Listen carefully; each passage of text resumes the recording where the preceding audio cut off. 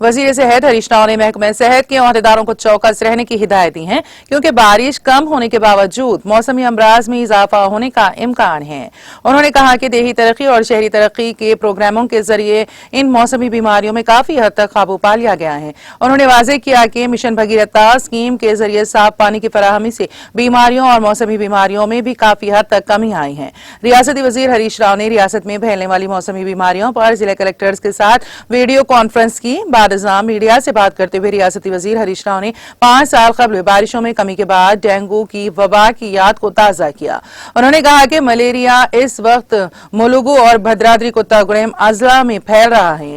उन्होंने वाजे किया कि मलेरिया और डेंगू के केसेस में इजाफे को रोकने के लिए हिफाजती इकदाम किए जा रहे हैं और तमाम अजला में किट्स दस्तयाब कर दी गई हैं। उन्होंने कहा कि हर इतवार को हेल्थ टीम के इकदाम करने का फैसला किया गया। उन्होंने कहा कि डेंगू जखीरा शुदा पानी से फैलता है, आवाम को चाहिए कि वो अपने घरों को साफ सुथरा रखें।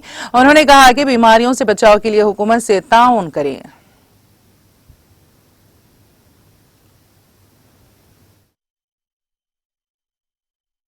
మలేరియా వ్యాధిని సక్సెస్ఫుల్ గా మనం అరికట్టగలిగాం.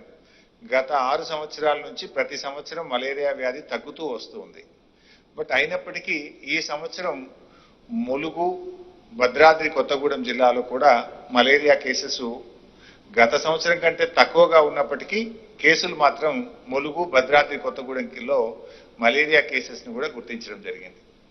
అందుకోసం ఈరోజు పూర్తి స్థాయి సమీక్షా సమావేశాన్ని దీన్ని మలేరియాను డెంగ్యూను అదర్ సీజనల్ డిసీజెస్ అరికట్టడానికి ఒక డీటెయిల్డ్ రివ్యూ మీటింగ్ నిర్వహించడం జరిగింది. గ్రామ స్థాయిలో అన్ని రకాల కిట్స్ ను అందుబాటులో పెట్టాం. గ్రామ స్థాయిలో పిహెచ్సి స్థాయిలో ప్రతి జిల్లాలో కూడా మలేరియా డెంగ్యూకు అవసరమైనటువంటి టెస్టింగ్ కిట్స్ ను పూర్తి స్థాయిలో జిల్లాల్లో అందుబాటులో పెట్టాం.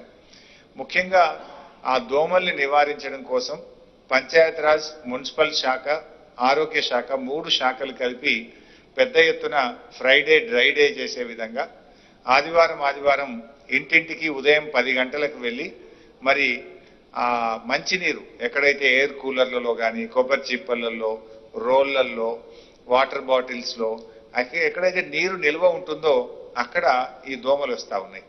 ఈ డెంగ్యూకి సంబంధించి ముఖ్యంగా అది మంచినీళ్ళలోనే వస్తుంది దోమ. డెంగ్యూ ఇళ్లలోనే పుడుతుంది. డెంగ్యూ దోమ ఎక్కడనో మురికి కాలువల మీద రాదు. అది ఇళ్లలో ఉండేటువంటి నీరు, ఎయిర్ కూలర్లు ఎండాకాలం అయిపోయిన తర్వాత వానకాలం బయట పెడతారు, దాంట్లో నీళ్లు నిలిచి ఉంటాయి.